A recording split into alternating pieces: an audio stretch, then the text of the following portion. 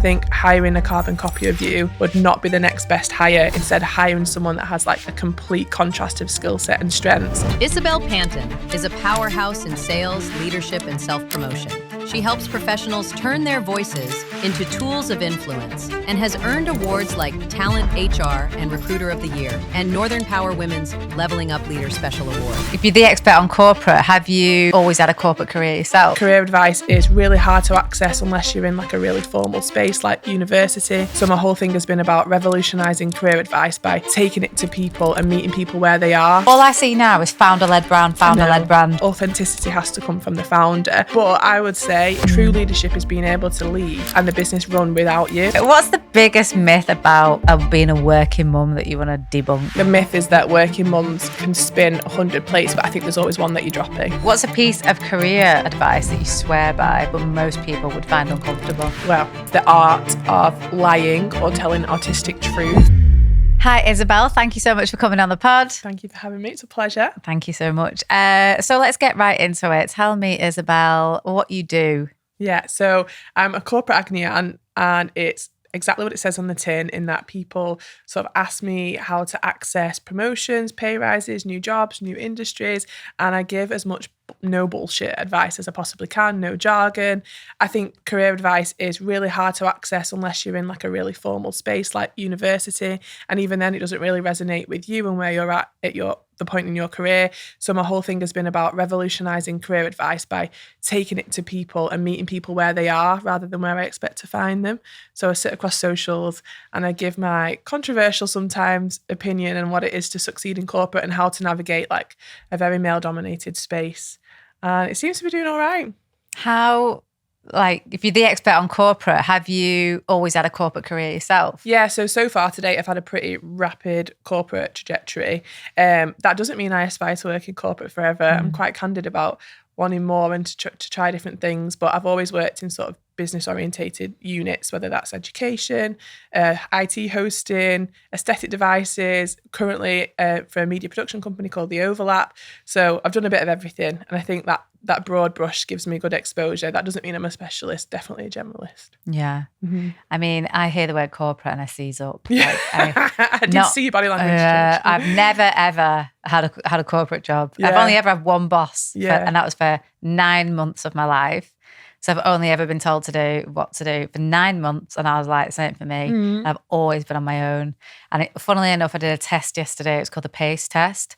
I don't know if you've heard of it, but it was about leadership, like dynamics. Yeah. In fact, you might be able to help me here. So basically, I went to go. I'm trying to hire new people in the team, and I kind of need some like people who know what they're doing a bit more than me these days. Yeah. Some grown-ups. So I went to go meet some other grown-ups who were like, we will see what kind of leader you are, what skills you've got. And I came out, like very kind of, I don't know, very self-motivated, a big doer.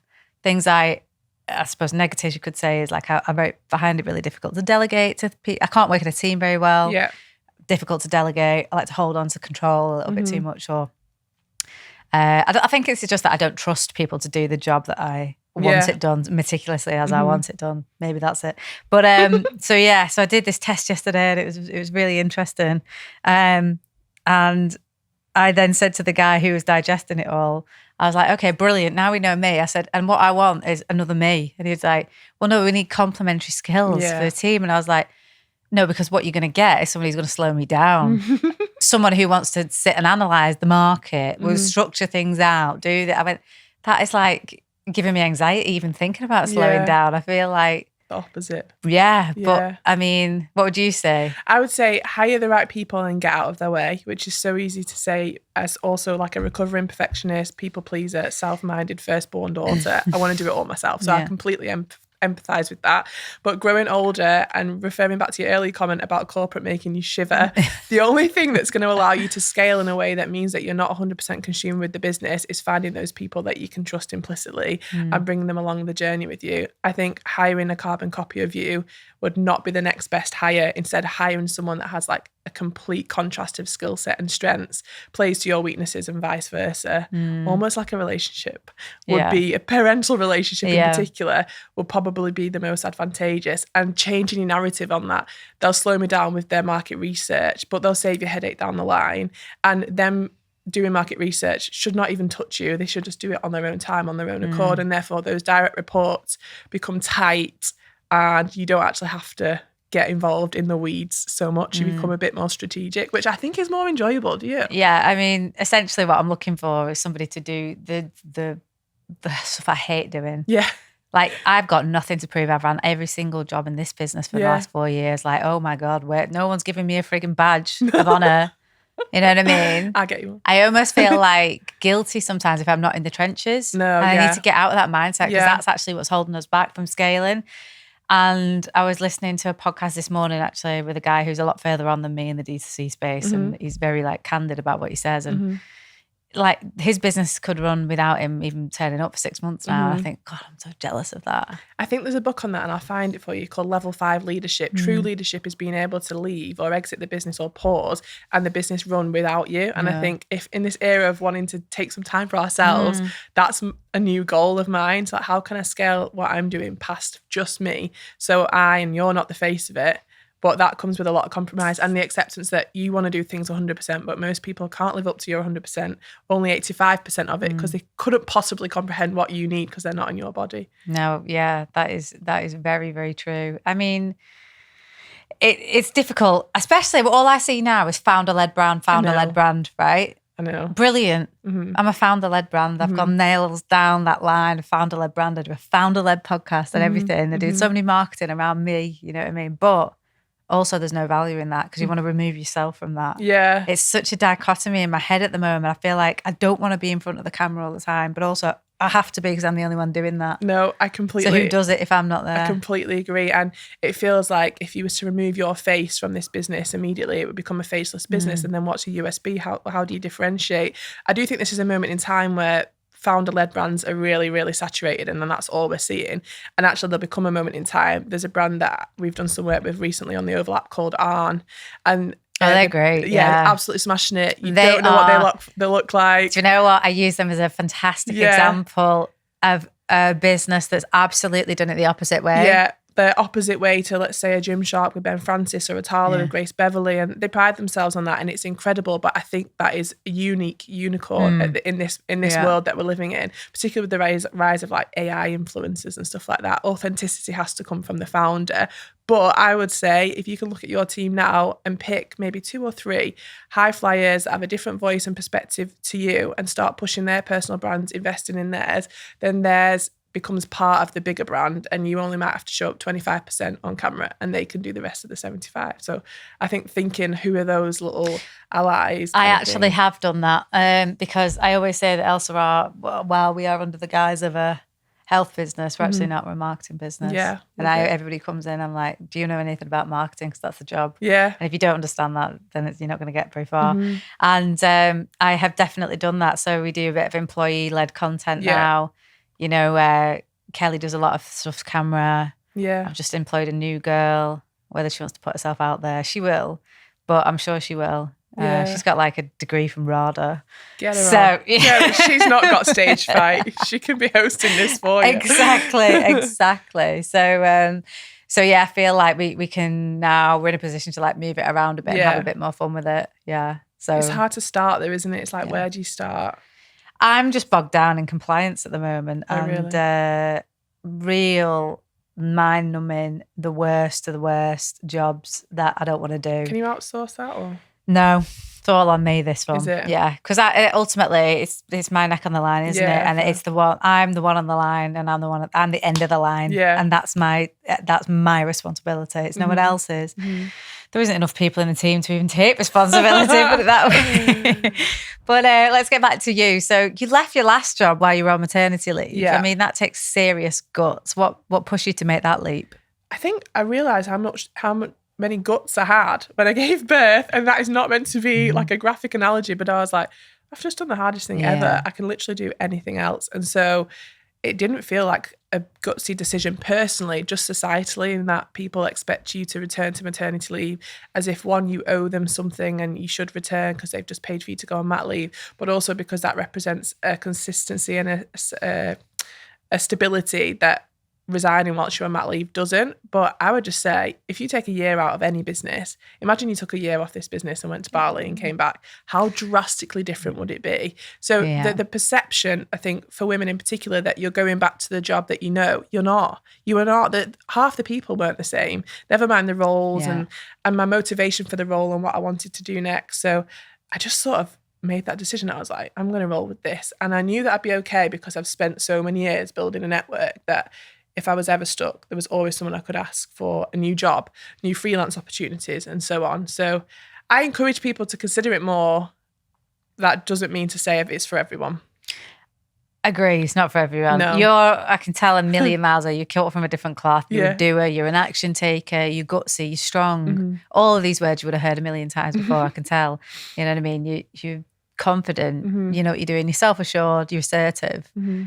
There is not many like you. No. Especially to do it in such a vulnerable time when they've got a new baby. Like, they need to protect resources. All instincts will tell you need to protect your resources now. I think I've also always had this foresight that I probably will have children eventually. So throughout my career, I've almost been future-proofing in that I've tried to get as far ahead as I can, pay, progression, title, experiences, and again, that network piece, so that I knew that when I did have children, and I think my lifetime earnings statistic will be 40% less as a result. I'm not settling for that statistic. Like, I will not be that statistic. I've worked too hard to come this far.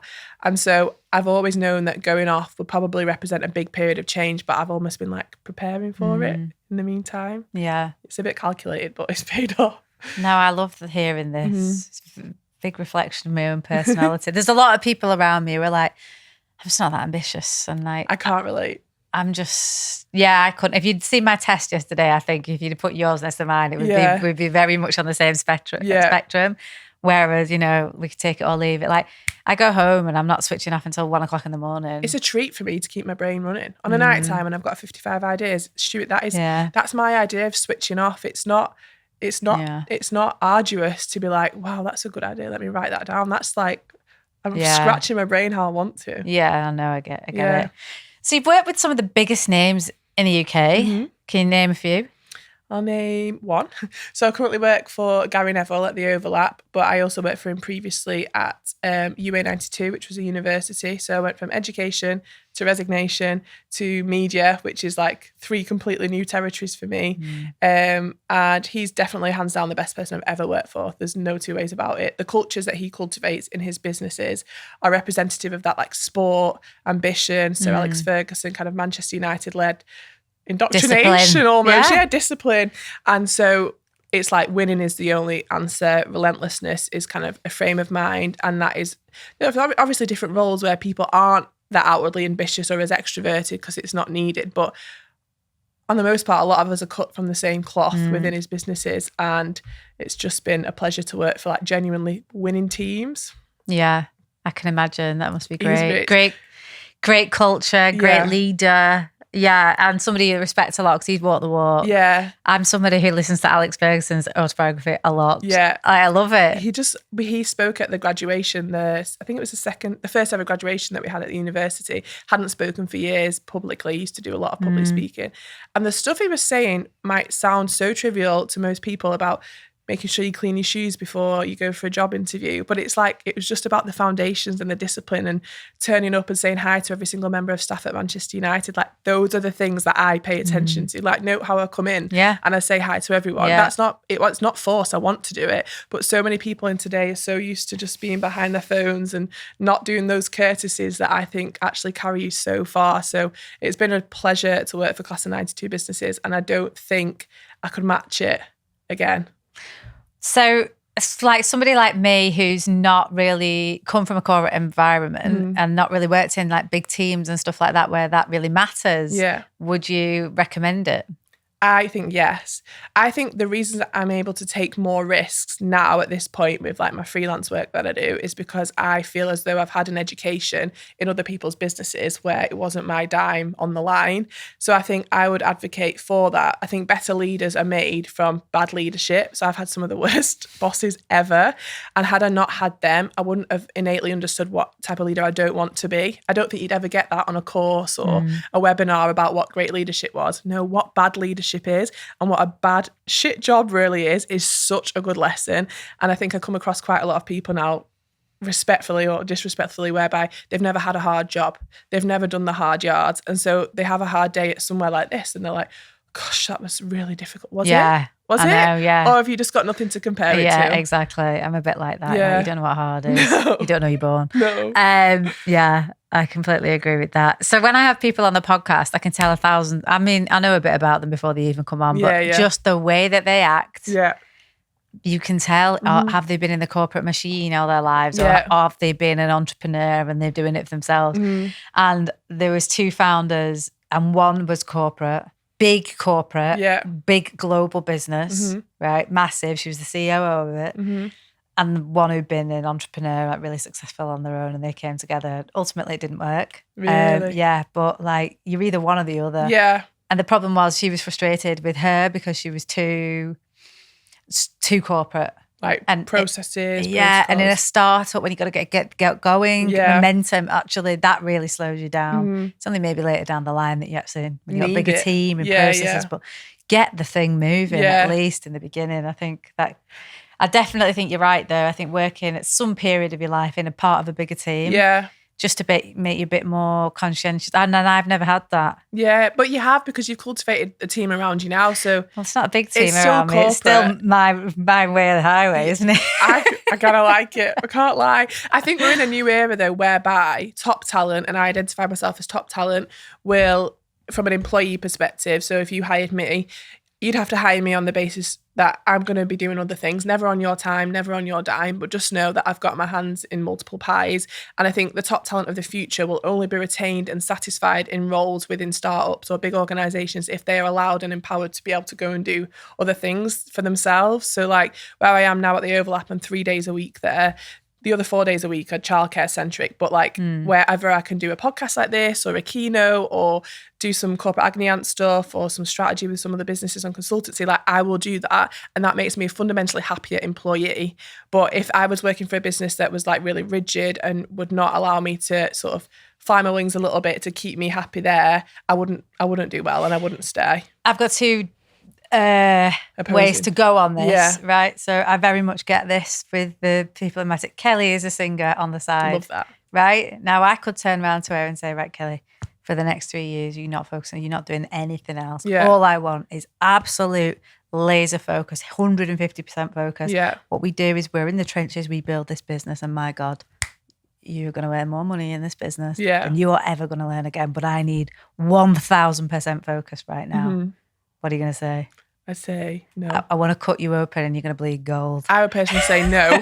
Having done that for businesses now, I think because I've had that foresight to say like, your promise might mean a lot to you, but it's like, it's a promise. And also it's like, well, what are your motivators? Because if money is your only motivator, then I would say that that's the way to go. But if she loves singing as a creative outlet. Exactly, totally. And that is the way I go with it. Because listen, if you love singing, you just want to sing. Like, do you know what I mean? She'd only be singing here. Of course. Like, I swear to God, she would do it for nothing. Absolutely. Yeah. So I know that to make her happy and keep her happy and like, you know what I mean, keep her like locked in and engaged. You've got to. Absolutely. You want to go and do panto? Yes, go and do panto. You want to go and do singing? Yes, go and do singing. Yeah, that's class. So then, but I've got 2 different ways of looking at it. Yeah. Now, if there came a time, I don't know, but it depends. You're absolutely right. What's motivating each person? Yeah. And you've got to take that on a case-by-case basis and what would work for one member of the team. I might meet another member of the team where I'd be like, come on, bleed gold with me. Yeah. And you know, they would. And they're like, you're right, I've got you are my sole focus, this business is my sole focus, that's it. Yeah. Don't want anything else distracting me, just this. That would be like music to their ears. Yeah, and then there's a third person, I think, that you've not identified where you bring them on with the best will in the world. They weren't top talent, they were doing loads of other shit. and it was distracting from your business and your business goals, that doesn't work for them. So you're either wanting top talent that are die hard or bleed you through and through, or top talent that are motivated by other things, but because of those other hobbies, like singing, the confidence to sing in public, like that actually adds value to your business. So I think it's a new era. I think corporates will struggle to navigate it because they don't want employees with sort of varying interests. I've had contracts put in front of me where it's like, signed to say you will not do this without express permission, and I haven't signed them because that is not, I'd rather wait and find another role that will allow that than a business. I think a good discussion. Yeah. Let's say, hi, I've been approached from this business because I've been building my own personal brand and this business wants to work with me. Is that okay? And they've had that like two-way discussion. I would respect that a lot more than just finding out about it. We once invested in a gym and with my brother-in-law, and I sort of gave the heads up to my CEO. I was like, by the way, we've invested in a gym. I want you to know it's a financial investment. It will require no time. And like that, I was well within my right. I wasn't even nervous to say that to her. And she was like, thank you for letting me know. Because had I found that out online, I'd have thought that's a bit weird. Like, why didn't you tell me? So I think adults about it is key. Especially like the girls in the office, I spend more time with them than anybody else. So it's like you're kind of hiding it if you don't tell me. If you're not like being upfront about it, then because we talk every day about everything. There are companies that I think you can be upfront about it and they'll pretend that they didn't know. It's like, you know what I stand for, you know who I am. So I went into this job very clear that I was going to be doing 3 days because of childcare needs, wanting to spend time with my daughter, but also that like, this is what I'm really good at. I'm passionate about my own time. And this is why I think I'm a good fit for this role. It actually helped me in the interview. So I'm not going to stop because they know that I'm doing it kind of thing. Yeah. No, I think, again, I think I run the business in a really non-corporate way. Yeah. You know, where it's like, I hate it when somebody calls me their boss. I'm like, what? Yeah. I am not your boss. I'm your fucking teammate. I'm too young for that. I'm your friend. Well, honestly, I think, I'm your best friend. That's not me. I'm like, I'm your teammate. We're in this together. I see it as it's a we. It's a we. Now, that's only with this business because I've run businesses before and it was very much I. Yeah. I felt like it was mine. Yeah. And even if I had a partner, let's be honest, it was mine. Yeah. But what's the difference with this one? I don't know. I think I just maybe a bit more mature, but it is we're doing it together. I like that. Every time it's success, it's our success. It's not mine. It's all of ours. Like we're all doing it. We're all rowing in the same direction, hopefully. Yeah. And I don't like it when people are a bit like that. I like to be generous with like time and what, again, fulfill people's interests, help them out personally if I need to. Do you think becoming a mum changed you a little bit with that? Because I definitely empathise with others a lot more than I thought I was able to before. Before I was like a cog in the machine, hustle, like work hard. Now I'm a bit more, tell me about yourself. Little bit more empathetic of the whole human race, I think. Exactly. Right? Whereas before I was just closed off to like that kind of, or didn't really fully understand sometimes what people were going through. Yeah. Trying to work, trying to parent, trying to navigate a relationship at the same time, being busy. And people say they were busy. I was like, well, I'm busy. Yeah. I got this myself. I had to block this girl. She's so irritating. And she brought absolutely nothing to the party. So I was like, just go away. But she was like, I put something up.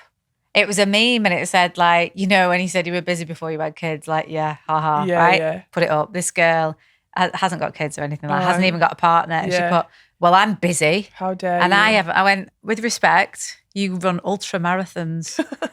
So, I love the fucking time to do that. I said, I still wouldn't do it. Can't be that busy. You're doing 50-mile runs every weekend. Yeah. So, and she was like, well, blah, blah, blah. What's going on? I was like, listen, I don't care. Look, it's not, maybe that wasn't for you. Yeah. Maybe that wasn't for you, that meme, and you're taking it to heart. I'll tell you what, go You're away. projecting a little bit. Yeah. But remember when Molly May and Kim Kardashian in a similar time basically went on a podcast and said that like, we all have the same 24 hours in a day. Nobody wants to work it anymore. I was like, yeah, this is pre-children. I was like, yeah, they do. They do.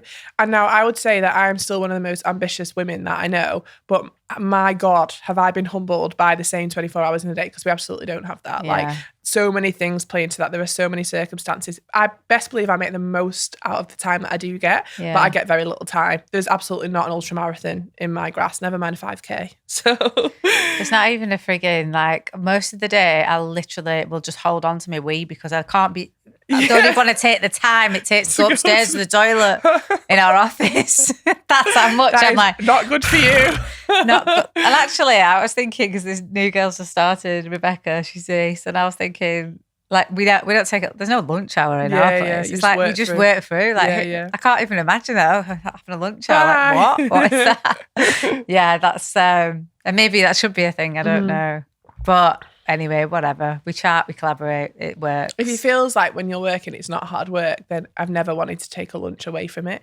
When I've had jobs where it's felt like I needed a break, that's when I've wanted a job. But actually, sometimes it's more of a pleasure to sit amongst your colleagues and eat food.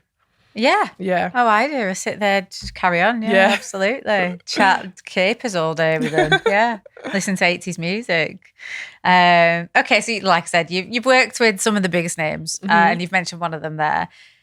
Without mentioning any more then, what then separates the good from the great? The great are willing to touch the weeds and be operational. They wouldn't ask you to do the things that they wouldn't do themselves. You know that they've come up the hard way and they're not sort of nepo babies or they've not been handed any opportunities. They've worked and grafted for them. The great really, really root for their team silently, so behind closed doors and publicly, and know when to say, I fucked up, know when to say, you fucked up, let me help you fix it. I think that's great leadership.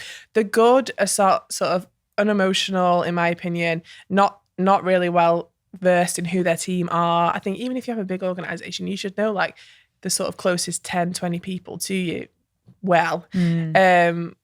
And they sort of see it as a job rather than a journey. I think the good see it as a job. They go home at the end of the day. But the best leaders I ever have are the ones that are quite consistent with their moods. Like, have you ever had that manager or that leader or that colleague where they've gone home, they've had a barney with their wife or their husband, and the next day that like they come in the coldest, worst mood ever? I think that's really poor leadership. I think a leader's responsibility is, because they're paid more and remunerated more, is consistency. You should be that stable person. When the shit gets tough, it's like the measure of a good leader is how they protect you from that and weather you in the storm. I've had leaders that are on the most part really good, but when it got stressful, they were horrible. And like, I lost all respect for them in that moment. So male or female? Mainly female in that context. I think we're just more sensitive to emotions. Yeah. Probably take on a bit more. Men can pretty close it off. But then I think females on average, the rest of the time, were a lot more interested in me and emotionally intelligent and, you know, tuned into my other needs. So it's like on the balance of it all, I don't know what the best thing, the nurturing part of leadership, I think is definitely held better by a woman. The sort of objective decision-making, sort of high-pressure environment situations, sometimes it's been better managed by a man, but I like to think I can do both. So it's just biology. Yeah. Testosterone is like, you know, it's unbelievable for like having those hard, challenging conversations. Now, 2 weeks before your period, a woman might snap into it, but guess what? It's about to go again. So, you know what I mean? Yeah, I would say if you want a challenging conversation, go and have it 2 weeks before your period. But it's just biology, isn't it? Tracking that, What's the biggest myth about being a working mum that you want to debunk? I used to believe it as well, that we can have it all. So I absolutely can have it all, but you can't do it all at the same time. And I think there's like a toxic independence in me that's like, I'm not going to compromise on anything. Best believe I'm making that Pilates class and then I'm going to go and sit in the boardroom and pitch to a massive client and I'm going to do this, I'm going to do that. But every single time I'm making something a priority, it's at the compromise of something else. And there are days where I could have gone to that black tie event, but I wanted to be at home with my baby to do bath time and bedtime. So I could have had it all on paper, but I couldn't. I had to choose my trade-offs and I chose my baby. And then similarly, there's times where I've definitely missed bath and bedtime because I've gone to some corporate hospitality at a football game or something like that, and I've enjoyed it, and that was the right decision to move my career along, and my career advances my baby's life as well as my own. So I think the myth is that working mums can spin 100 plates. We are having to spin probably 99, but I think there's always one that you're dropping.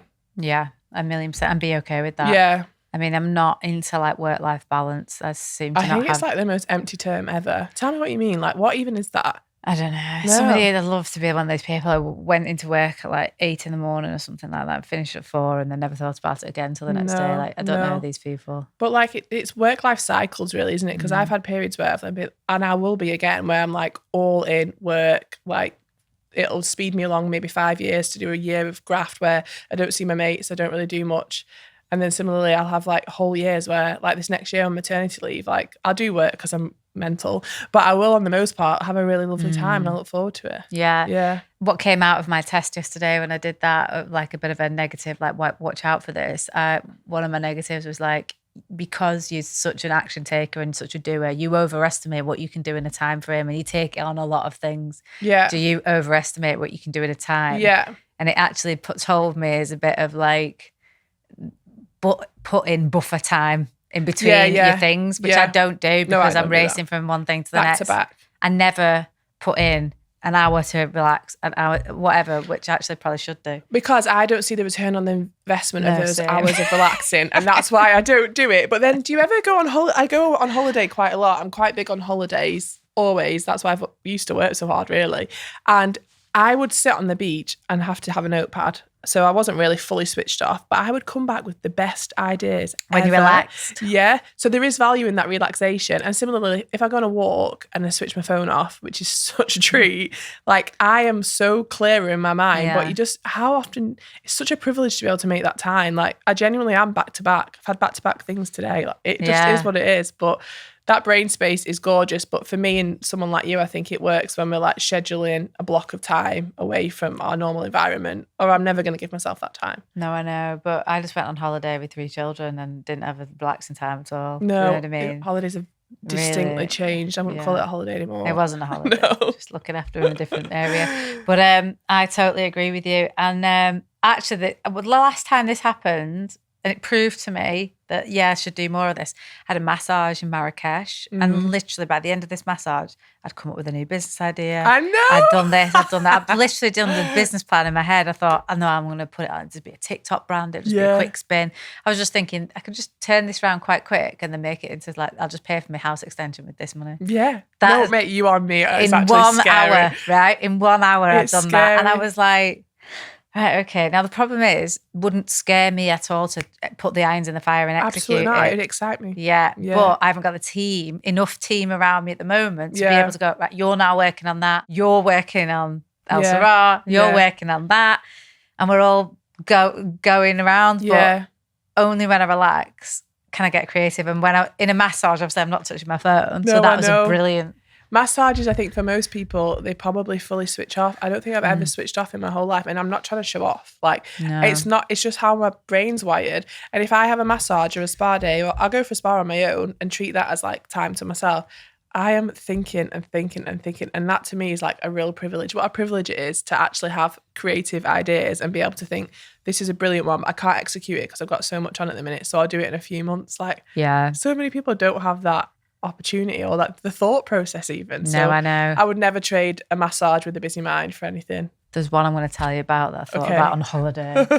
You tell me, because I know you'll think, you're right. Do it. That's annoying me too. It'll annoy you too. Okay, so do you feel like motherhood has made you like more ambitious? I don't know if that could be true. Yeah, I think you're already very much there. I was already very ambitious.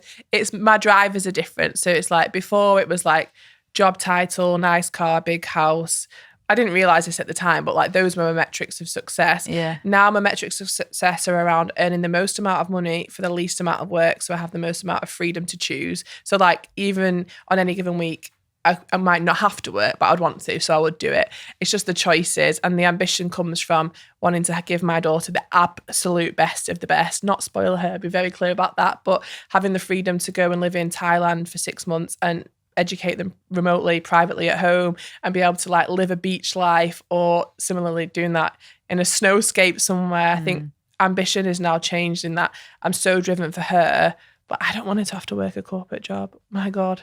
Like if my daughter can not have to touch corporate, I love that for her. Like if I can be that, like me. That wealthy, if she can just podcast and do like businesses that actually set us all on fire, I would love that for her. Would you run a business with her? No, never. I've done business with family before. My mum keeps trying to rope me in and someone saw her stuff and I'm like, no, I've seen it too many times. Where do you think your ambition comes from? I would... Were you like this in school? Yeah, I was never the smartest in terms of like exams and stuff like that, but I used to do extra projects just, I'm like, that was quite nerdy, but I think I've always known my potential. And sometimes when you are like a face that stands out amongst loads of other faces, it can go two ways. You can try and shrink in and be a wallflower, but you'll never succeed because you're fundamentally different. Or you can be like, my difference is actually a superpower. The fact that I look different, I'm taller, I speak differently, like let me leverage this. Yeah. So I think from a young age, I've been like, I am the matriarch, the patriarch. I can do whatever I put my mind to. And I think some of that, I actually feel lucky in that regard because I think some people don't have that and want it, but it's like nature versus nurture, isn't it? Like, what are you born with? Like that dog in you or not? I was always like in school, very much like not the brightest, not the thickest, and I went to a really good school. So even if you, like me being middle of the road there was still probably better than a lot of schools. But I always felt like, oh God, I'm the thick one at school. Do you know what I mean? But so I was like middle of the road all the way through. And then I wasn't that, I never settled down in school. Did okay in my A-levels, did nice, you know what I mean? Got into university. I've got 2 degrees. Have you? Yeah. But again, never had the confidence at all to like go and do things myself, although I didn't want a boss. So I was always working for myself, right? But then it's only really when I met Danny, my current partner, who was like, and he was very successful. And he was like, you're 10 times better than me. Really? And I was like, I never believed it. I still don't really believe it. He's like, you're 10 times better than me. Oh, that's you just so have never had anyone around you to tell you are. Yeah. And it was only him that made me push me over the line with this. Now, there's loads, everything's kind of led up to this point, obviously, in my life, and you learn a lot along the way. But like, I always wonder where it comes from when I meet other people who are quite ambitious. Were you always like this? Or have you just gone up the ranks with people constantly telling you like, wow, you did a really good job. And you're getting irrefutable evidence of actually you're really good because you got a promotion there. You've got a promotion there. So now your self-confidence has gone sky high because you've got evidence in the back end to say, but let's say you were constantly getting passed over for promotion. I probably feel the opposite. I don't know, because I think I'd still be like, I've definitely been passed over for things. Definitely, that I know I deserve. And that just sets a fire in my belly. Like, have you ever watched The Last Dance with Michael Jordan? By no means am I comparing myself to him. By no means.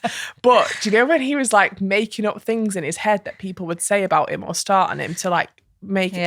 I sometimes probably read situations more aggressively than I need to be like, I'm going to prove that person wrong. And I always do it. I think I've got this like hard way. It's like listening to myself. Like I think that I go into most situations where I'm the underdog. I start a new job, I have to prove myself again. I know I do. And I'm so established. I've so proven that I'm capable of what I do. And part of that is feeling and thought, and other times it's fact. I know that people see me and they're like, oh, what's she, the diversity? Where do you think that comes from? I don't know. I think my dad especially has always been like an entrepreneur, businessman, and we've been really, really rich and really, really poor, and he's worked really, really hard. That was the only constant through those like differences in lifestyle. And he would always speak so highly of me in earshot.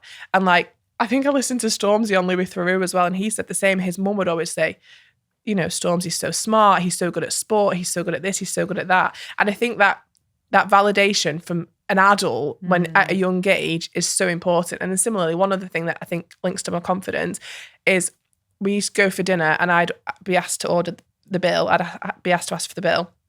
And so like from a young age, the fact that you were an adult did not bother me. Like, I don't think you're better than me because you're older. And that's translated directly into how I perceive people and their job titles. So you could have a big corporate CEO, a big founder, self-made millionaire, a member of the royal family. You could sit them here with me and I would have no airs and graces about them being better than me. I don't care. I think we're all on the same level. No one is as good as me and I'm no better than anyone else. So I think partly like upbringing, being pushed into environments where I had to like be a bit more mature than I was. But then I think part of it is just like, I know I'm good. You back yourself. I'd back myself, yeah. One of my most famous lines is, and you'll laugh at this, like, I'll say something. I said it yesterday. I said, God, I'd love to meet Joan Collins, you know. And then I was like walking around and I said, fucking call me crazy, but she'd want to fucking meet me too. Exactly. Do you know how? It's like, honestly, me and my sisters will talk about Grace Beverly because I think she's doing great stuff, or Emma Greed, and I'm like, yeah, but I think they'd really enjoy a conversation with me as well. I'm like, am I just a narcissist? I don't know, but I really rate myself. Yeah, same. I'm not like, and most people that I've met that people idolize, and I can say like huge actors or people that are like really doing stuff. I'm like, yeah, well, I met them once. I've got the number in my phone now because they thought I was fucking. To ask. Yeah, and also like they thought it was decent. Like, So that's a lot of irrefutable evidence that I have. I know. I remember a point in time where my sister says to me, what are like, I think people are calling it canon moments on TikTok, but like, what are the things that made you realise who the fuck you were?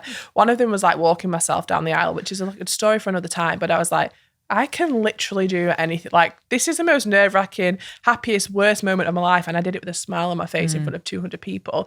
And then as I resigned from the university and I was speaking to Gary about it, and he called me a maverick.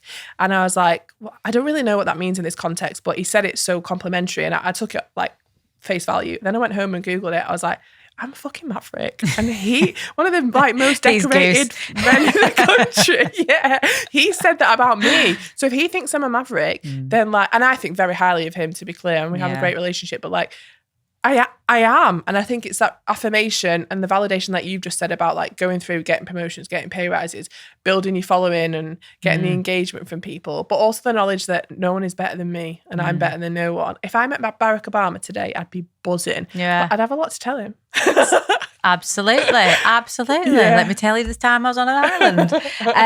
No, I completely agree with you. And I come into every meeting like that. I'm like, he's just a fucking other person. And he would have a great time with me. I know. But have you ever been around people? I was in businesses where the CEO would walk in and people would visibly cower. They'd be like, oh, he's here. No, because I've never had a boss. Who cares? Yeah, but like, can you imagine that? I'm like, that's just another person. Like, I don't care. Do you know what? I've been in rooms where in boardrooms where I'm not on the board yet, I'm young, and I've been so confident and like candid with those around me, and some people love it, and 50% of the room will be looking at me like, who the fuck does she think she is? Because they expect hierarchy and structure and like role title to mean so much to me, but it doesn't. I just don't care. Yeah, no, I totally agree. It's the best way to be. I'm just like, I've got a lot to offer. Yeah. So you're only like 10 years ahead of me. That's it. It's just time. Do you know what somebody said? And I have this quote on my wall and I keep it on my phone, because before I started this business, and I was like and ahhing about starting it. And I had we've gone into lockdown. I was running a retreat business with this guy at the time. And I said, it didn't matter what business I was going to run. It was always going to be a success. 100%. Totally believe that. Yeah. I was actually going to do a meal prep business, which, by the way, they're fucking booming now. So it would have been amazing success. God damn it. It wouldn't matter. Yeah, Even if you put me in charge of fucking Rolos or whatever, it wouldn't have mattered. I would have nailed it. Anyway. And he was like, oh, no, like, what's the point? Leave it to the big boys. I was like, who the fuck are the big boys? Call me daddy. Sorry, you don't. I think you're failing to understand that I am a fucking big boy. Do you know who I am? And I've never been tested, and at that point, I'd never been tested. Right. I had the belief. Yeah. And I had Danny behind me saying, "You are a fucking big boy," and he doesn't even realize it. Like, you know what I mean? I had him giving me like mantra, like, "You're a big boy." Like, don't let people. Yeah. Which is why I've got it in the wall of the office. I love it. And I feel like there needs to be. You can tell a mile away who is and who isn't. Yeah. I know straight away when you waltz in here, you're one of the big boys. But there's a lot of people you meet along the way who you don't want to be a big boy, because you can't have too many big boys in one organisation either. And you get a seat at the table and you realise that a lot of people don't even know what they're talking about. And you used to think like, oh, am I worthy of this job? Am I worthy of this seat? And you look around and you're like, yes, I am. But what you just made me think of something about being a big boy. Having the audacity. So like, I think, so, you know, this podcast today, you might get some commentary from some people that say like, oh, them two, like loving themselves, blah, blah, blah, blah. I automatically will resort to a rhetoric that is like, they don't love themselves enough. So they're projecting, where I could be really critical. I get a lot of hate on the internet for someone that's just trying to help people land jobs. And it doesn't bother me. And people probably say really mean things, especially on the Daily Mail. I've had some co-workers, and I'm like, oh, they must really have a sad life. And I think it's about the perspective that you have on yourself, but also the perspective that you have on others that allows you to think, I'm a big boy. And if they tell me I'm not, then that's because they feel little. They feel like a little Listen, boy. Michael Jordan's not sitting there on the Daily Mail website, isn't he, commenting? And let's be honest, we're not looking at them. No. We're looking at Michael Jordan. Yeah, exactly. And we want to emulate them, and we want to be around Exactly. the Michael Jordans of the world. And they are not sad bastards commenting on the Daily Mail. They're not even fucking reading it. Yeah. My friend's dad recently passed, and he was like the larger than life, best dad you could ever meet of a friend. You know, like mates, everyone feels special. And his quote was like, everybody's in the gutter, but only some of us are looking at the stars. And I'm like, that is so true. Like I go back to, I've just contradicted my earlier point where I say everyone's the same. I'm no better than anyone and nobody's better than me. We're all the same. We're all cut from the same cloth, but I have such a delusion of grandeur and such drive and ambition that I'm looking at the stars all the time so that you can drag me down, but you're just dragging yourself lower. For me, I know that, yes, I'm always looking more. If I look back when I started this business to where I am today, I couldn't have imagined it. Really? I could not have imagined That's it. Right? I couldn't have imagined seeing figures like that. Yeah. Or even that, like, that's me. Like, wow, I can't imagine that. Yeah. It could have ever happened. Do you mean that? Do And you really I mean it? that. I mean that. I was Yeah. like, I was just happy with, I can tell you the numbers. Yeah. Like I thought, oh, if I made 10 grand a month, I'd be happy. Yeah, yeah. You know what I mean? Yeah. We're making so much more than that now. Come on, talk online. And I'm like, I can't ever imagine it. But my perception now has moved way on of where I now want to be. Yeah. It will never stop. Horizon will always keep getting further away because, well, I've achieved that one and I've achieved that one. Mm-hmm. For you, is there ever the horizon line and the stop line? No. I mean, you know the answer. However, so I always think about contentment and happiness, and they're two different things, right? Contentment is if you live today with me again on repeat for the rest of your life, would you be happy with that? Yeah. Or if your last day was yesterday, would you be happy with how you spent your time? I'm very content with how I spent my time and how I've spent my time to date. Happiness has peaks and troughs and goes up and down. So like I hit a new horizon, I hit a new highlight. I'm really, really happy. But the second I've achieved that, I'm straight back down again. Yeah. I've just done a renovation on a property that I sold my dream house to buy a property that will allow us to be mortgage free. I did a renovation for 6 months while I lived with my in-laws. It was so hard. It was so challenging. And it was like such a learning opportunity. I've moved straight in and I'm on to the next thing. I'm already trying to buy a bloody Airbnb in the Lake District. So the contentment comes from, I enjoy my house now every single day. But that happiness was so short-lived because it peaked. So I think I'll never have a final horizon, I suppose, until I die. The thing is, you want to keep yourself occupied. Yeah. You know what I mean? I know people who have like sold their businesses for loads of money. And I mean, like, fuck you money, like huge money, really so fucking rich, don't need to do anything anymore. Then they do take maybe 2-3 years off and they start something else. Yeah, exactly. Because they just want something to do. Yeah. But the pressure's off now, I suppose. It's a bit different. But yeah, completely agree. It's like you want to keep yourself occupied. Yeah, like if I ever exited this business, I would sit there and do a house reno, and that would keep me occupied for a bit. And then you'd have to do something else. Yeah. And I'd probably I love concepting businesses for people, and I love sitting there doing marketing for people, and I see so many people getting so many things wrong, and I think, God, I'd sit there and conceptualize with you all day and do consultancy or something. The ideation. Just to keep me like ticking over. Yeah. But there would never be a day where I wouldn't be not doing something. No. Because I would be like, I don't know, it's the thrill of making something a success. Yeah. People will come for dinner at ours, or I'll go to the nail salon, or I'll go somewhere. And like people will be telling me about their little challenges, or like they're a bit lacking motivation. Immediately they've got a plan. I've left. I've paid for my service. Same. And they've left with a bloody plans, free business consultancy of like what else they could try and like how they could back themselves a bit more. And like that for me, I think I sit here today with a lot of audacity. You know, I'm not a Grace Beverley or an Emma Greed, but I stalk those people with the belief that I will reach their levels, they'll reach new levels, and I'll follow them again. And most people will think that I'm unproven or I'm unfounded to speak this way. But it's like every single thing that I attain, I pass on some of that knowledge to somebody else. And I think that I deserve to grow because of how much I help others grow. So I feel no way about saying how good I am, because I know that I don't just keep it in isolation. I'm constantly trying to help the people around me, strangers or not. I'm exactly the same, literally exactly the same. I think, right, okay. My nail girl, I've done it loads with her. And my old nail girl, I'd say, right, okay, I'd write her a list on notes as she's doing pedicure for me, and I go, by the next time I come in there, I want all those things done. I go for a facial. I'm going to be quiet. Yeah. Leah, she's called. She's absolutely amazing. She's just launched a new studio, and we've been talking about it for years. We've been talking about it for years, and I think people would say, do you know, Mean Girls, when the teacher's like, I'm a pusher, I'm a pusher, I'm a pusher, I will push you. You'll not come to dinner at mine on your birthday and me not ask you what your biggest achievement is this year and what your biggest achievement will be next year. Like, and if you don't have the answer, you better go home and think about it and come back again, because I want everyone around me to win, and I want to be sat with people that think like that. Like, you can have friends that don't have the same ambition and drive as you, and that's fine. But I really want my inner circle to be on the same wavelength, so that how I'm raising myself and my children is reflected in how they do as well. Do you find it difficult to find those people? Yeah. Yeah. And I'm always in pursuit. That's one thing I think I'll never be content with. I don't know about you, but I think about friendships on a very, very intricate level almost all of the time. And I think I have a lot of friends, too many friends. If you saw how many people I've had to the house in the last 4 weeks, you'd be alarmed. You'd think I was a psychopath. But then I'm still constantly thinking, I need one more person that kind of gets the ambition, gets the career, understands the need to want freedom and freedom from the corporate world, but also like has children. And I never feel like I find that person, which is like almost a criticism of myself, because you have friends for reasons and seasons, and I've got friends that are just a good time friend, and I've got friends that I can have deep chats, or if I was having a bad time, they would always help me. But I still never feel like I found my one friend. No, yeah, do you know what I mean?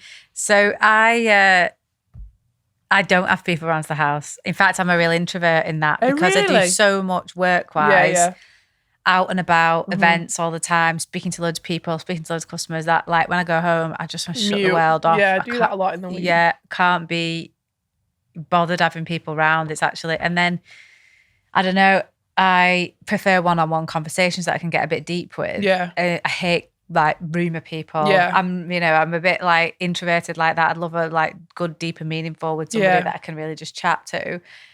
Very difficult, because especially when you might start off a particular level. Yeah.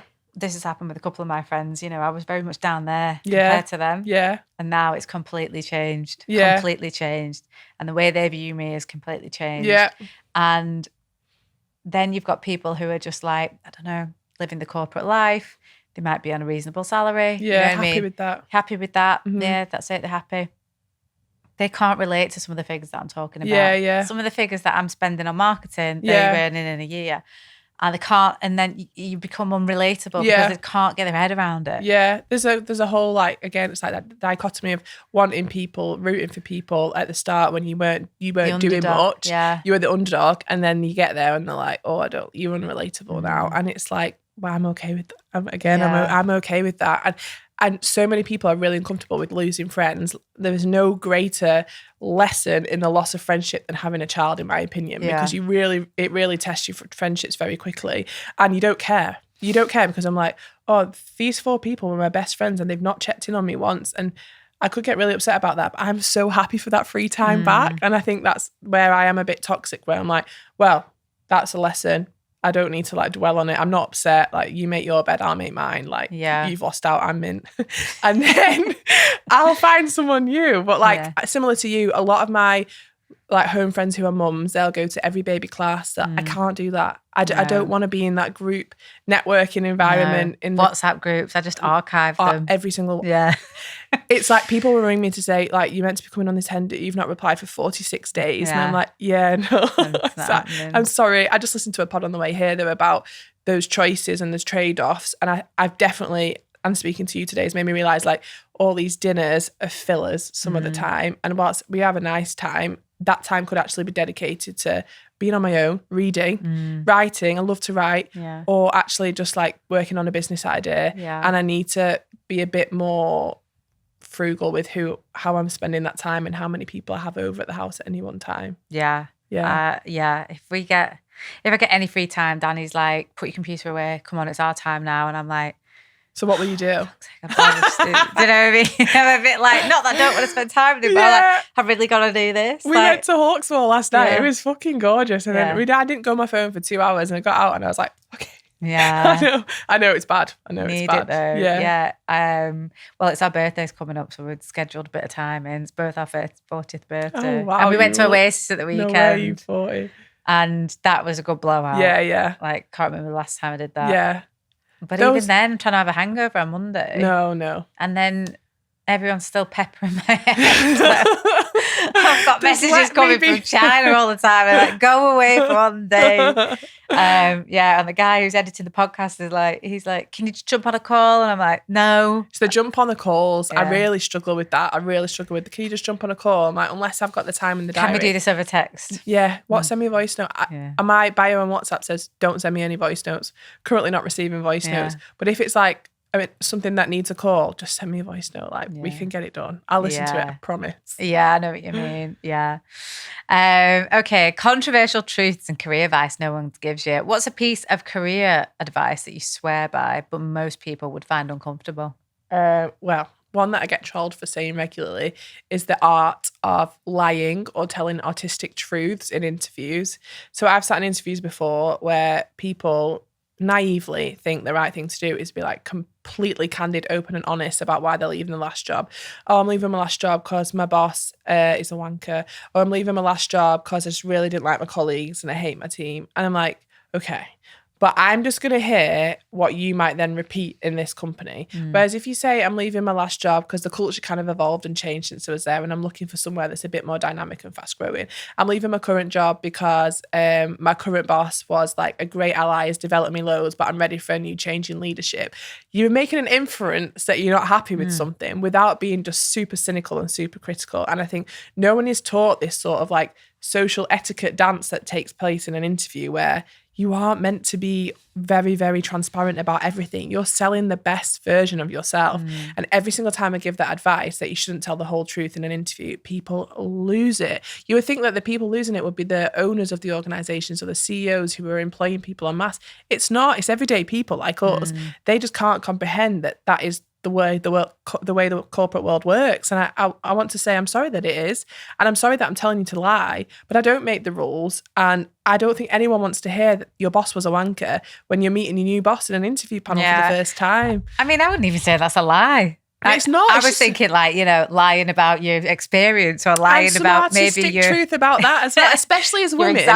Especially as women. Do you know how we talked about, being really operational, but when sometimes we need to be more strategic. So it's like, I was speaking to someone only yesterday about that and I said, well, I know that you're really operational and I know you've not done the strategy bit yet, but you could execute a strategy till you blew in the face and you could deliver it. So if I sat in an interview as her, I would talk strategically as if I've got that experience, even though I've not been given the opportunity to deliver. So I think as women, we do have to like speak up a lot more, talk up our experiences a lot more, which people can say is lying again. But are you telling me that boss that sat there interviewing me didn't tell a few white lies to get their job? I can't believe it. I can't believe it. Exactly. Yeah. At all costs. Yeah. They want to win it at all costs if you're a winner.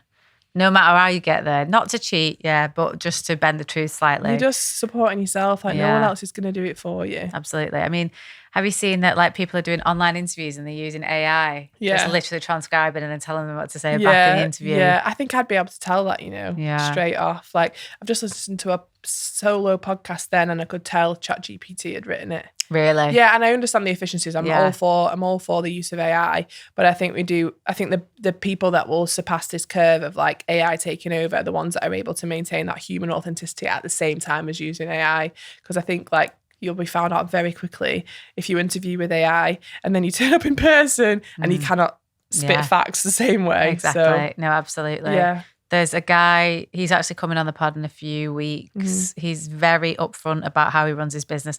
Almost like, I'll ask him on the pod actually, because he's venture capital back, I'm pretty sure. And I'm like, he hasn't really changed the way he talks. He's so upfront, so honest.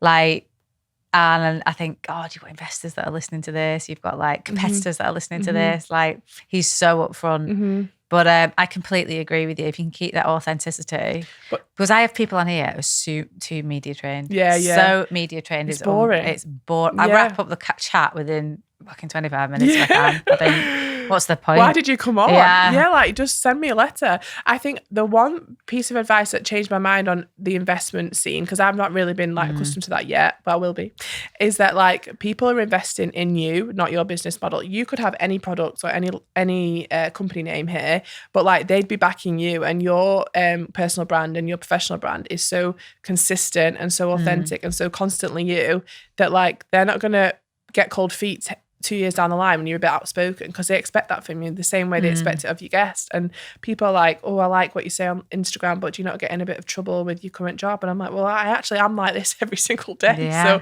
if they started to penalise me for showing my true personality, they're not going to get the best out of me anyway. No, exactly. Yeah.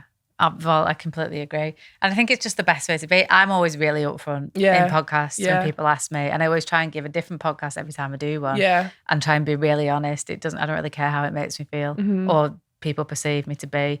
I'm really unfiltered. Otherwise, you'll be successful in a way that doesn't make you happy, because you're putting on a mask. I can't be bothered. I don't have the time. And I think it's actually nice to hear about especially somebody who's gone through a lot of success and they've got a lot of flaws. Yeah. But when I'm listening to someone say the same tribe, exactly the same sentence about how they've run their business and blah, blah, I know. And I'm just like, and I'm really asking digging questions, and I want those real I hate it when people are vague. Yeah. And they go, oh yeah, well obviously things were challenging. Yeah. And I'm like, what was challenging then? What was challenging? How much money did you lose? Yeah. What was the scandal? Yeah. Yeah, absolutely. I want to know the ins and outs of it, regardless of who it's going to upset. As long as you don't mention names, I feel like absolutely. Okay, so this is tricky for me. So how do you stay focused with so much going on?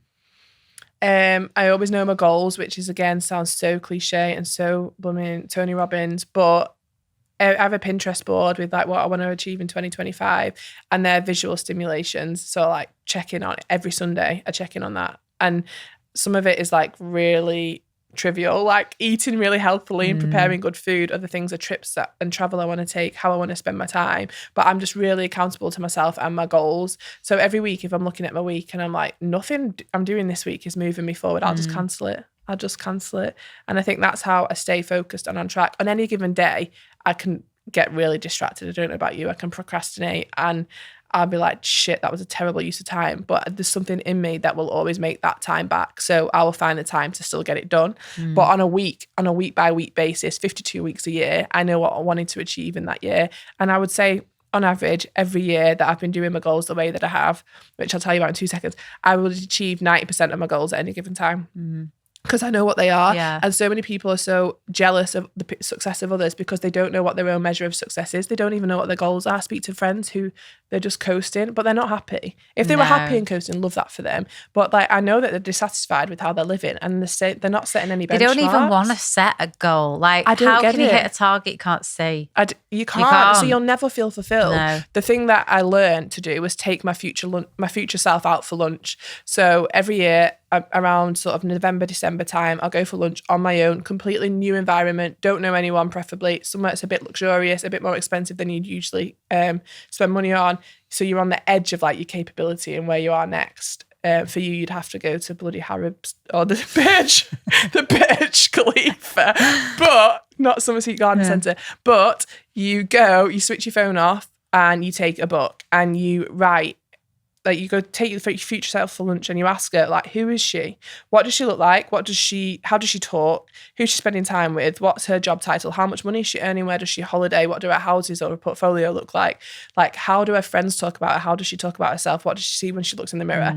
And I ask myself all those questions every single year. And then I get home and I translate those into what goals I need to achieve in order to become that girl. Do you kind of put a price next to it? Let's say you wanted, let's say you've got 5 things on your list, right? Okay, you want to get an Airbnb up in the Lake District. You want to get this, you want to get that. And then you think, well, that one's going to cost me 70 grand or this one's going to cost. Do you put all that next to it? So I'll write all my who's that girl goals. So those goals are written down, and then I'll split them into financial, emotional, social. And the financial goals are always very prescriptive. So I need 70 grand to do that, or I need 20 grand to do that. I'm not just going to coast all year and hope I achieve the right amount of money to get an Airbnb. I know exactly what my affordability is and what I can borrow, because otherwise it's in vain. It's not really a goal. So as cliche as it sounds, that smart, specific, measurable, actionable, results-orientated, timely, if you're not going to do that, don't bother, because it's just a pipe dream, and I'm not about spending time on pipe dreams. I will put something on that Pinterest board, and if I don't make it through that year, I'll make it through the next. One of them this year was High Rocks, but it's not really conducive. So let me push that to next year. Yeah. But I think most people would be a lot happier with the hands that they are dealt, and they would place a lot less blame on emphasis on governments and other people, and how if they actually took control of their own destiny a lot more than they do. I would completely agree with that. And I just think, you can go on bleating on about how the system is fucking you all the time, or you can just, guess what? We're all in the same system. Yeah. It's not just fucking you. Let me make the most out of it. So I'm trying to make the most out of it. You can too. Yeah. But then listen, people start from different levels. Yeah, 100%. I get that too. Yeah. There's loads of people who started ahead of me. 100%. There's loads of people who start below me. Yeah. Doesn't mean that we can't all try. But there's outliers who started there and have ended up there. Yeah. So you've just got to play the hands that you dealt, but also think that everyone's in the same system. Yeah. And I feel like that optimism is also Resolutely brilliant. optimistic. Brilliant mindset to have. Yeah, I think we're in a blame culture right now, a really big blame society, and like my sister and my dad live in Dubai, and they say it's the complete opposite. And every country has its flaws, every country has its own moral compass that it can't be proud of. But they're like, in the UAE, everyone is reinventing themselves or starting again. So it's kind of a leveler. Whereas like here we have so much like difference in experiences. Someone called it HMP England on TikTok yesterday, which like it's a mindset thing, isn't it? Whereas in the UAE, it's like if you message me to say, have you got 15 minutes? Like I'd be like, and we were competitors, we could be in the exact same industry. Those people will find that time to help you because everyone's trying to be on the up. But I think I don't ever want to put my own reference of success onto others. Like if I have a friend that just her idea of happiness would be to stay at home full time with her child, and that would make her really happy, and currently she can't do that. That is a win for her. Yeah. So it's like, I just think no matter who you are, what your priorities are, you should still always, I don't see a reason why you wouldn't have a goal. I can't think of context where you wouldn't have goals. No. Even if you were loaded. Why? Even like when I'd got pregnant and then I wanted to lose my baby weight, I was like, there's the time frame, 3 months. And in that time frame, I'm going to be back to this weight or better, right? And I'm telling you, within the day, I got to it. Within like the last weigh in on the last day, bang, I've done it. Because I worked to a great goal. And it doesn't, I can't work without one. If I put it down, I'm doing it. Yeah. I'm 33 in February. I give birth in September. So I'm like, I'm really bad for, I don't know about you, for putting a lot of pressure on myself, especially with like how I look and how I feel about myself. So I've been like, right, I'm 33 in February. I'm going to train and walk a lot and do a lot of Pilates and stuff till Feb. And then I'm going to treat myself to like getting my hair done, teeth up, blah, blah, blah, blah, blah. Yeah. And like, that's my time scale for when I'll be feeling like myself again. Yeah. That's non-negotiable. It's going to happen. Yeah, same. It's on my phone. So. Yeah, same. I do that. Mine's a bit like, I want this work. I want to get a blepharoplasty done. And Mine's quite similar. It's pretty harrowing reading, but in fact, me back in Feb, I look like a different girl now. Oh God, tell me about it. Yeah, well, this is the other thing, right? As well, because I'm quite front facing all the time. Yeah. So I can't look like a hag most of the time. I do look like a hag today. No, apologies, people who are watching. But yeah.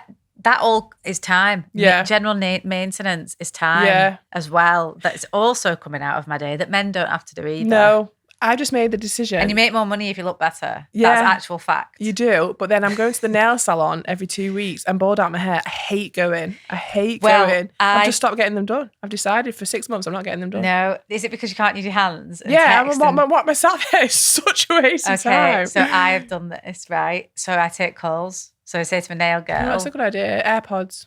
Or just have it live and she's just like filing away. So I'll say, right, okay, by the way, are you going to listen to a call on this, and this? Oh. And she's actually amazing because she'll go, well, that sounded really positive, blah, blah, blah. And she is like, she's an unsung marketeer. Okay. And you can bounce ideas off her. And that 2-hour appointment actually is really beneficial. But my favourite is getting a blow dry and doing all of my emails. With the blow dry with a laptop like is that. therapy I'm to me. Silent appointment, please. Get on with it. But do you know when you were younger and you'd watch films like, I don't know, maybe like The Devil Wears Prada, something like that, where like they're on the treadmill and they're like, the working what's on the treadmill. I used to think that was like such a like cool but unobtainable thing.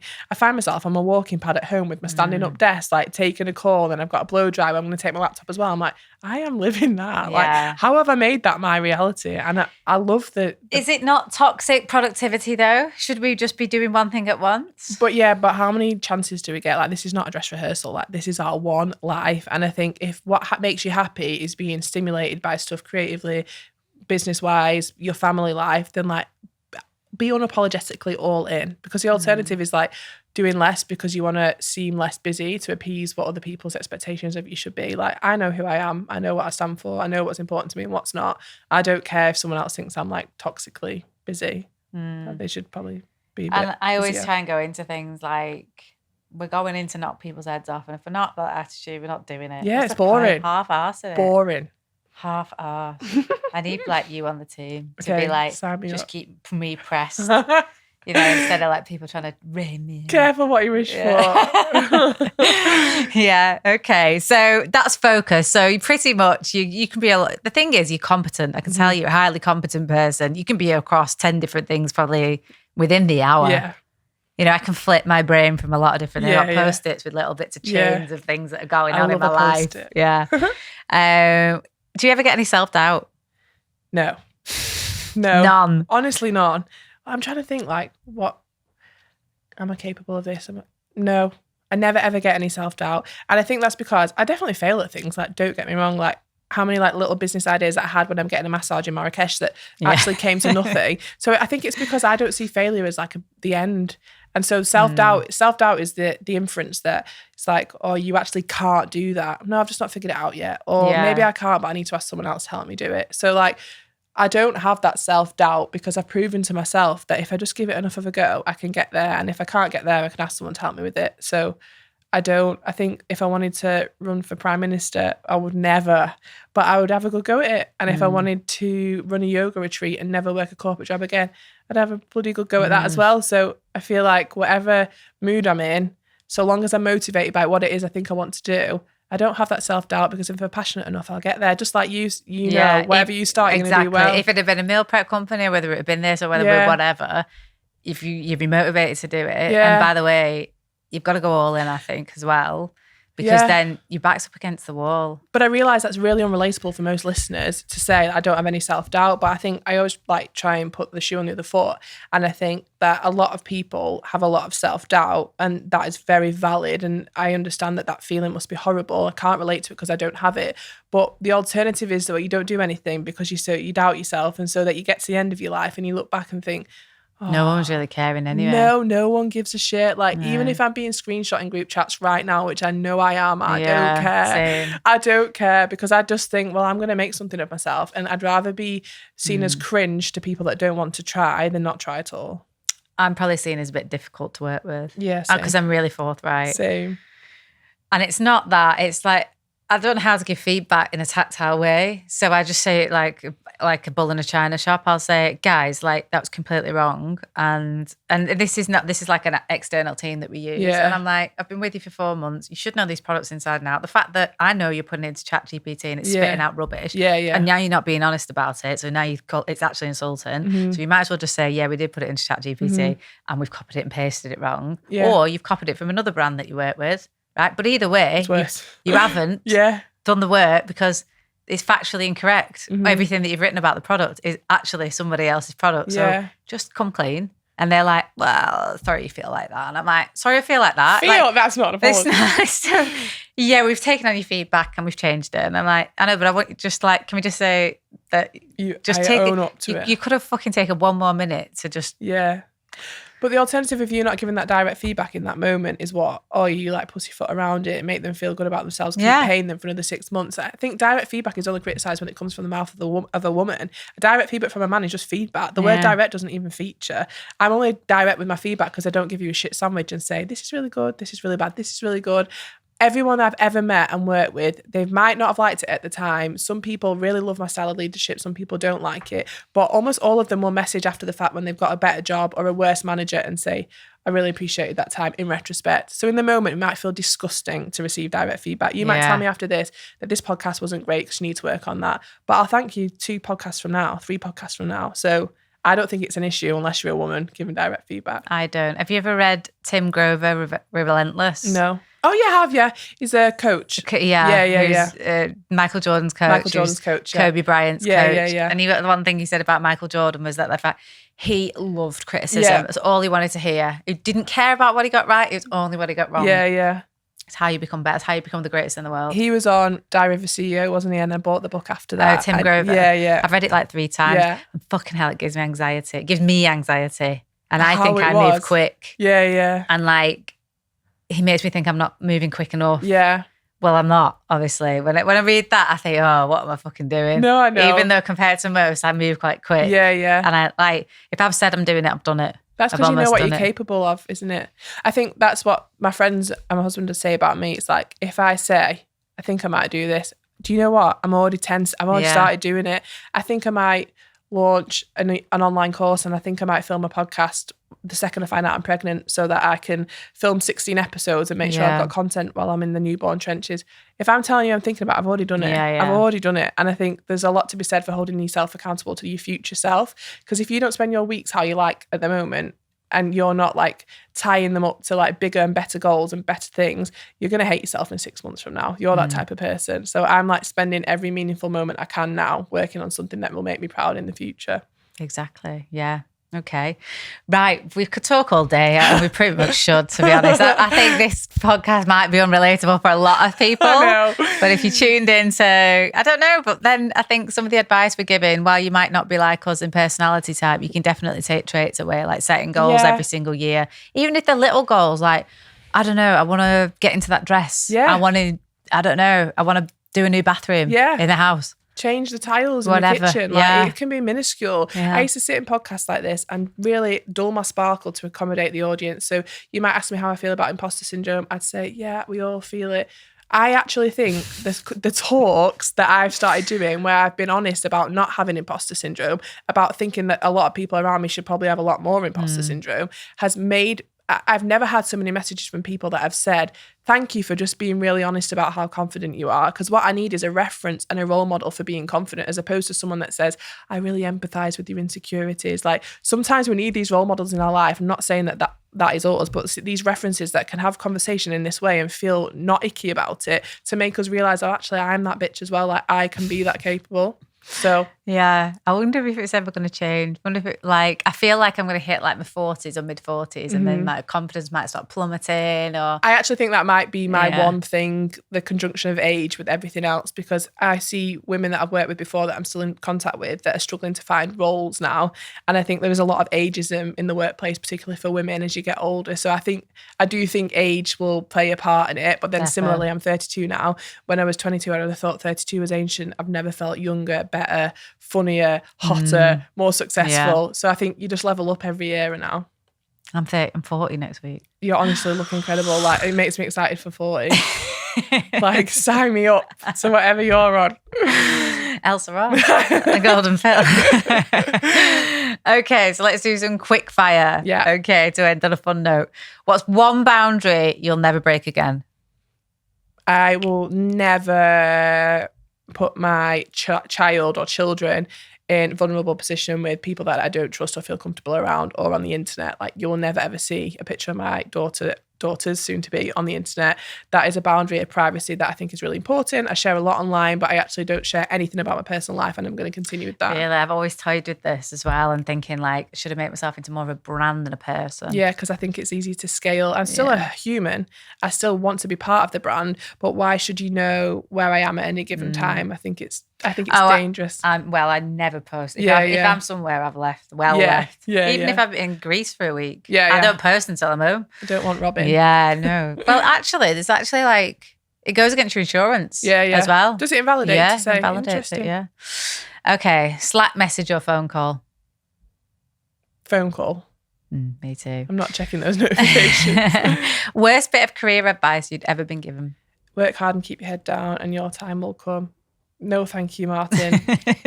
All the best with that one. Fuck you, Martin. I'm going to take your job, Martin. Mine is leave it to the big boys. Yeah.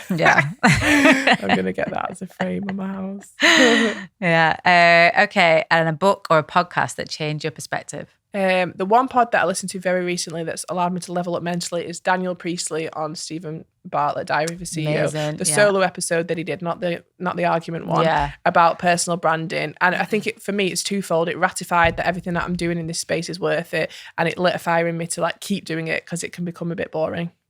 There's a girl I met recently. She's from Manchester actually, and she's doing a big project with him. And I was like, fuck it, let's meet him. Yeah, he actually is really well connected. Yeah. Like in Manchester, I can't remember who was telling him. Connor that came on here previously, I think.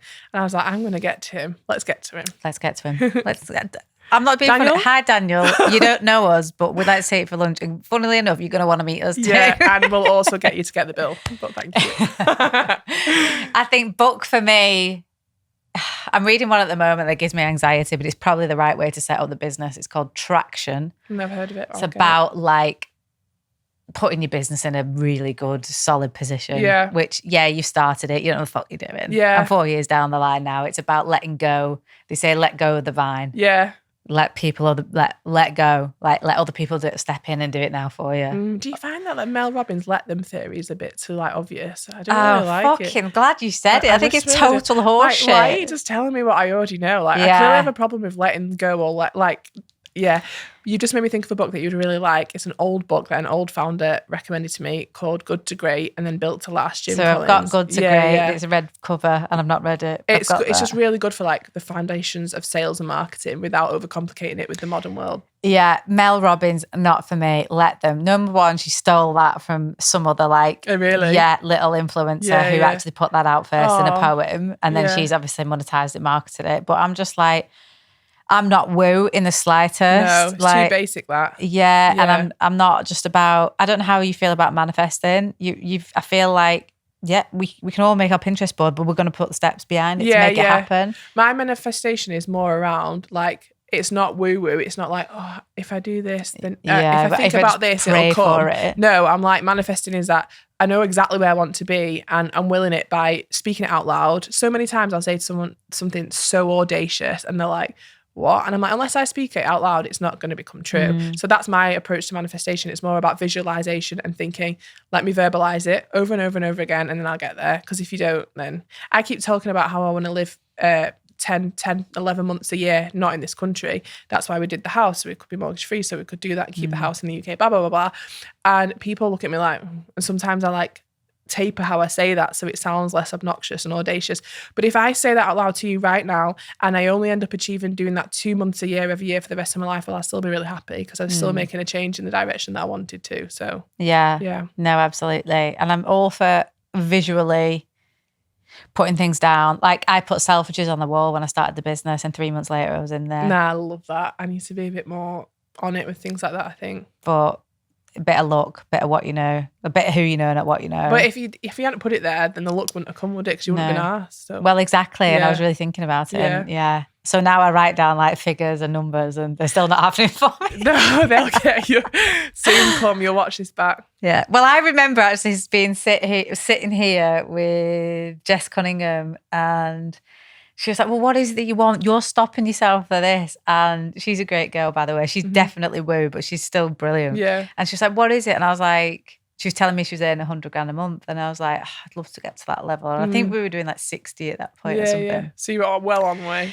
Yeah, I know. But then literally about 2 months after that, we nailed it. No way. And now we're way ahead of that. Yeah. And I look back to that and that was only 18 months ago. Yeah. I think, fucking hell. That is the power of intention though. Like you've spoken into existence. Unless you know that you want to get to 100, you're not going to do it. So like and I'm also like, really putting all the frigging road in you're doing the hard yard to get us there. I'm not just wishing for it and hoping for the best. I'm actually putting every. Sometimes it's nice to hear someone say, well, I'm doing it so you can. I think that like I don't have many friends that are working in this like content creation influencer space and I don't want to do it for vanity metrics. I couldn't care less. I want to do it to build a business. So I do struggle to relate to a lot of people on this current project that I'm on. And I think the minute I find someone that can just like get it, I feel like I found that today, then my life will be a bit easier because I'm having conversations without having to give like a lot of context beforehand. Like I can just send you a voice note and you get what I'm saying. Yeah. So those people are like so valuable. Well, you're going to be one of those people. Yeah. Even you don't have a choice. No, exactly. I'm going to be like, Isobelle, right, fuck, I've got this situation. What do you think I should do? Me, hit me hard, yeah. I know. And if you're anything like me, I'll listen to it and I'll get back to you when I've got time. Yeah, well, I'll come to me in a dream and I'll reply the next morning. Exactly. Yeah. Well, thank you so much for coming on the pod. I've really enjoyed it. It's been wonderful to chat to somebody who's like a really like-minded individual. I think you've given a lot of value and hope that the listeners are going to really enjoy it. If they want to get hold of you or follow you or see your controversial topics online, where can we get hold of you? Don't Google me. At Corporate Agony Aunt on Instagram and TikTok, and then LinkedIn is Isobelle Panton. My LinkedIn is a bit more sort of B2B stuff, but it's still interesting for people. So wherever you want. Brilliant. Okay, well, thank you so much. Thank you. Nice to meet you.